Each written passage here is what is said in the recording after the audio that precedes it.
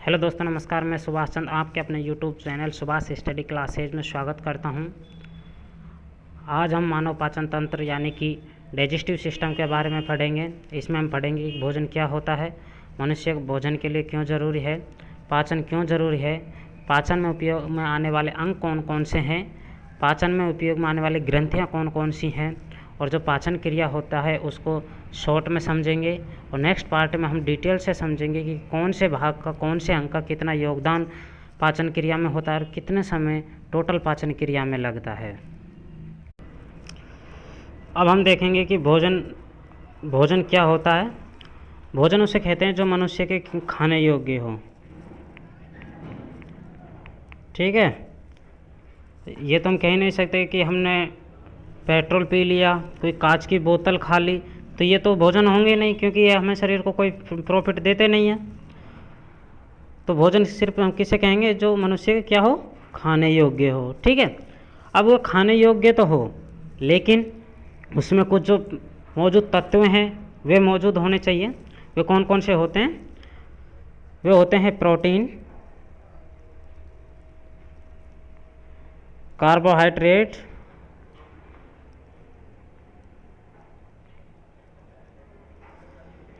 Vitamin, वसा, खनिज, लवण और जल।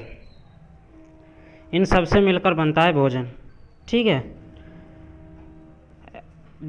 अब ये लगभग सभी तत्व सभी भोजन में मिलते हैं, चाहे ब्रेड हो, दूध हो, फ्रूट हो, कोई भी, ये सब इन चीज़ों में मिलता है भोजन। तो हम इसलिए हम भोजन का यूज करते हैं। अब भोजन का ही क्यों यूज करते हैं ये हम अगले पॉइंट में देखेंगे। पहले इसमें हमने सीखा क्या भोजन क्या होता है। ठीक है, आज के बाद आपसे कोई भोजन की परिभाषा पूछे तो आप क्या कहेंगे कि वह तत्व है या वह आहार जो मनुष्य के खाने योग्य हो और उसमें जो मौजूद तत्व हैं जो मनुष्य के शरीर को लाभ देते हों, वही भोजन कहलाता है। ठीक है, अब हम नेक्स्ट पॉइंट देखेंगे, मनुष्य को भोजन की आखिर आवश्यकता क्यों पड़ी। मनुष्य जो होता है वह भोजन ही क्यों खाता है, पत्थर कंकड़ क्यों नहीं खाता। ठीक है, तो मनुष्य भोजन क्यों खाता है, पत्थर कंकड़ क्यों नहीं खाता, इसी बात का हम जवाब आपको देंगे कि जो हमारा शरीर होता है वे किससे मिलकर बना होता है। वे हमारा शरीर भाई कोशिकाओं से मिलकर बना होता है, जिन्हें अंग्रेजी में सेल भी कहते हैं। अब ये सेल किससे मिलती होती है, ये होती है कोशिकाएं। अब ये कोशिकाओं से जब हमारा शरीर मिलकर बनता है तो भाई एक सीधी बात जायज़ है कि ये कोशिकाएं भी किसी न किसी चीज़ की बनती होंगी। तो ये कोशिकाएं बनती हैं, जो हम भोजन लेते हैं उनमें जो अवयव होते हैं, जो तत्व मौजूद होते हैं, उन सब से मिलकर बनती है कोशिकाएं। अब हमने आपको बताया था कौन कौन से तत्व होते हैं। वे होते हैं प्रोटीन, वसा, कार्बोहाइड्रेट, जल। ठीक है, इन सब से मिलकर क्या बनती है, कोशिकाओं का निर्माण होता है और इनसे हमको शरीर एनर्जी मिलती है। अब एक चीज़ बताइए हमें, जब हमसे कोशिकाएं निर्माण हो जाता है और कोशिकाओं से हमारा शरीर का निर्माण हो जाता है, ये तो ये पॉइंट हो गया जिससे हमें भोजन की आवश्यकता होती है। दूसरी होती है जो हम दिन में पर डे जो शारीरिक क्रियाएं करते हैं। ठीक है, जो हम दिन भर में शारीरिक क्रिया करते हैं, उठते हैं, बैठते हैं, काम करते हैं, उन सब के लिए हमें शक्ति मिलती है, एनर्जी की ज़रूरत होती है। ठीक है, किसकी ज़रूरत होती है, ऊर्जा की। और ऊर्जा हमें कहाँ से मिलती है, वे भी भैया हमें कहीं ना कहीं से मिलती है। तो वे ऊर्जा मिलती है हमें भोजन से। ठीक है, किससे मिलती है, भोजन से। ठीक है, इसीलिए हमें मनुष्य को भोजन की आवश्यकता होती है। ठीक है, अब आप नेक्स्ट पॉइंट देखोगे कि मनुष्य जो भोजन खाता है वो फिर पाचन की ज़रूरत क्यों पड़ गई। भाई आपने बहुत बताया कि यहाँ भोजन की ज़रूरत पड़ती है तो आप भोजन खा लीजिएगा। भोजन में हम आपको बताया था कि भोजन होता क्या है, पत्थर कंकड़ तो खा मत लीजिएगा, नहीं आपको उल्टा शरीर में नुकसान हो जाए, क्योंकि हमारा भोजन है ही नहीं, मनुष्य का भोजन है ही नहीं, तो पचा कहाँ से पाएगा। तब जब हमें भोजन प्राप्त कर लिया हमने, तो अब बात आती है पाचन की। अब हम डायरेक्ट भोजन ये कोशिकाएं क्यों नहीं लेती हैं। जैसे हमने इसको एक केला दिया, ये भाई केला इसके ऊपर रख दिया कोशिकाओं के ऊपर, तो ये खा ले, लेकिन ये नहीं खाएगी, क्योंकि अब बात आती है पाचन की। ये पाचन की क्रिया के द्वारा ही अपनी ग्लूकोज के रूप में ग्रहण करती है भोजन को, ठीक है, उसको होती है पाचन। अब हम देखेंगे आखिर पाचन की ज़रूरत क्यों पड़ी। ठीक है, अब हम देखते हैं कि पाचन क्यों ज़रूरी है। जो मनुष्य है उसके लिए पाचन क्यों ज़रूरी है, वह डायरेक्ट भोजन ग्रहण क्यों नहीं कर लेता है। तो पाचन मनुष्य के लिए इसलिए ज़रूरी है क्योंकि जो भोजन से हमें तत्व मिलते हैं, जो प्रोटीन मिलते हैं, कार्बोहाइड्रेट, वसा, etc जो भी मिलते हैं, उनको डायरेक्ट कोशिकाएं नहीं लेती हैं। ठीक है, इनका ये रासायनिक रूप में परिवर्तन करके लेती हैं। ठीक है, ये ग्लूकोज के रूप में ग्रहण करती हैं। ठीक है, अब हम भोजन से जो प्रोटीन लेते हैं, जो कार्बोहाइड्रेट लेते हैं, वसा लेते हैं, या जो भी तत्व लेते हैं, वे हमें रासायनिक क्रिया में नहीं होते हैं, जिसे कोशिकाएं अपने रूप में ग्रहण नहीं कर सकती, उसे अपना भोजन नहीं बना सकती हैं। तो ये जो कोशिकाएं होती हैं, ये इनको पाचन क्रिया के द्वारा विभिन्न टुकड़ों में तोड़ देती हैं, जो इनके काम का होता है। तो वे उन्हें ये सोख लेती हैं, किसी भी क्रिया में जो भी सोखती हैं वो उनको ग्रहण कर लेती हैं, और जो बाकी एक्स्ट्रा बच जाता है वे उसको गूदे के द्वारा यानी कि मलाशय के द्वारा बाहर निकाल देती हैं। ठीक है, इसलिए मनुष्य को पाचन जरूरी होता है।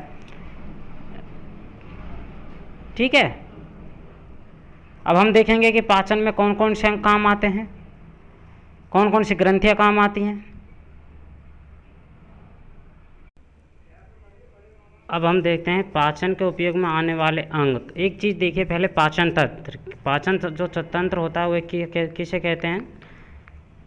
तो जो पाचन तंत्र होता है वह जो जितने भी अंग पाचन अंग के होते हैं और जो पाचन क्रिया में भूमिका अदा करते हैं, उन सबको मिलाकर बनता है एक डाइजेस्टिव सिस्टम, और उस सिस्टम, उस व्यवस्था को कहते हैं हम क्या, पाचन तंत्र। ठीक है, यह आपसे प्रश्न नहीं पूछा जाएगा कि पाचन तंत्र किसे कहते हैं। आपको ऑप्शनल क्वेश्चन आते हैं, आपसे ऑप्शन दे देगा कि 4 ऑप्शन दे देगा कि इनमें से कौन सा पाचन तंत्र का अंग है, तो हमें उत्तर देना होगा। ठीक है, अब हम आपको लिखाते हैं, लिखिए।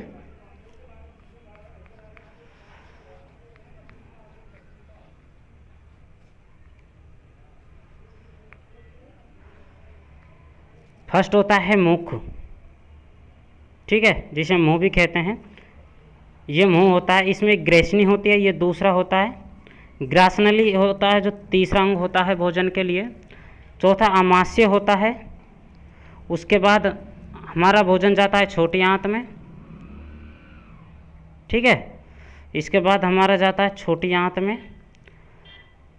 उसके बाद जाता है हमारा भोजन बड़ी आंत में। उसके बाद जाता है हमारा सातों मलाशय में, और लास्ट में गुदा के द्वारा हमारा बाहर निकल जाता है। तो ये होते हैं हमारे भोजन के अंग। ठीक है, अब देखते हैं इस भोजन में सहायक अंग कौन कौन से होते हैं। तो सहायक अंग होते हैं दांत। ठीक है, जीवा, जिसे हम जीभ भी कहते हैं, ये हो जाती है जीभ। ठीक है, और गाल, ये होते हैं हमारे सहायक अंग भोजन के लिए। ठीक है, अब देखते हैं कि इसमें ग्रंथियाँ कौन कौन सी आती है। ग्रंथियाँ हम अगले पॉइंट में देखेंगे, तो हम आपको ये लिखा देंगे PDF में, आप देख लीजिएगा। और इनके बारे में हम डिटेल से पढ़ेंगे अगले पार्ट में कि गालों का क्या कार्य होता है, मुख का क्या कार्य होता है भोजन पाचन में। ठीक है, अब हम इस पॉइंट में देखेंगे कि पाचन के उपयोग में कौन कौन सी ग्रंथियाँ आती हैं। तो फर्स्ट आती है लार ग्रंथियाँ, जो मुंह में पाई जाती हैं। ठीक है, ये होती हैं लार ग्रंथियाँ जो मुंह में पाई जाती हैं। इनके भाग ये होते हैं जो हम आपको आगे समझा देंगे नेक्स्ट पार्ट में। सेकंड जो ग्रंथि काम आती है वह होती है अग्नाशय, जो ये आमाशय के नीचे वाले भाग में पाई जाती है। इसमें कौन कौन से एंजाइम स्रावित होते हैं, भोजन के पाचन क्रिया में इसका क्या योगदान होता है, ये हम नेक्स्ट पार्ट में देखेंगे। तीसरी आती है यकृत। ठीक है, इसका क्या योगदान होता है ये भी हम नेक्स्ट पार्ट में देखेंगे, तो नेक्स्ट पार्ट ज़रूर देखिएगा। ठीक है, अब हम आगे देखते हैं। अब हम देखेंगे कि जो पाचन तंत्र होता है इसमें आखिर पाचन क्रिया कैसे होती है। ठीक है, इस पार्ट में हम शॉर्ट में देख रहे हैं, अगले पार्ट में पूरी डिटेल से देखेंगे क्योंकि यह पार्ट बहुत लंबा हो जाएगा, इस वजह से हम शॉर्ट में देख रहे हैं। तो सबसे पहले हम भोजन को लेते हैं मुख में। ठीक है, सबसे पहले भोजन किस में लेते हैं, हम लेते हैं मुख में।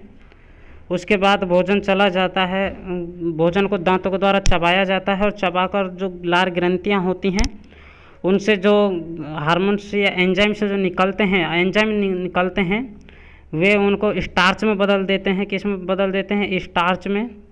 स्टार्च में बदल के बाद वे गीला हो जाता है और गीले के द्वारा ग्रेसनी में आ जाता है। ग्रेसनी में प्रवेश करने के बाद यह ग्रास नली के माध्यम से पहुंच जाता हमारे आमाशय में। आमाशय में कुछ समय भोजन रहता है और पाचन क्रिया होती है। उसके बाद यह अग्नाशय में प्रवेश कर जाता है। अग्नाशय में प्रवेश करने के बाद यह पित्त में चला जाता है, यानी कि यकृत में चला जाता है। यकृत में इसमें पित्ताशय के द्वारा जो पित्त होता है, इसमें पित्त मिल जाता है, जो क्षार होता है। इसके बाद ये छोटी आंत में आ जाता है और अधिकांश जो भोजन का पाचन होता है वह इस छोटी आंत में ही होता है, जिसे हम क्षुद्रांत भी कहते हैं। इसमें होने के बाद ये बड़ी आंत में चला जाता है, जिसमें मुख्यतः सिर्फ जल का अवशोषण होता है। जो शेष जो हमारे तत्व होते हैं, जो हमने आपको बताए थे, प्रोटीन, वसा, खनिज, लवण, उनको अवशोषण कर लेता है। और ये अवशोषण करने के बाद वे रक्त के द्वारा शरीर के विभिन्न अंगों में चले जाते हैं। और जो इसका एक्स्ट्रा यानी कि वेस्टेज जो होता है वह मलाशय में आ जाता है। मलाशय में आने के बाद वे गुदा के द्वारा शरीर से बाहर निकाल दिया जाता है। इस क्रिया के द्वारा हमारा पाचन जो क्रिया होता है वह कंप्लीट होता है।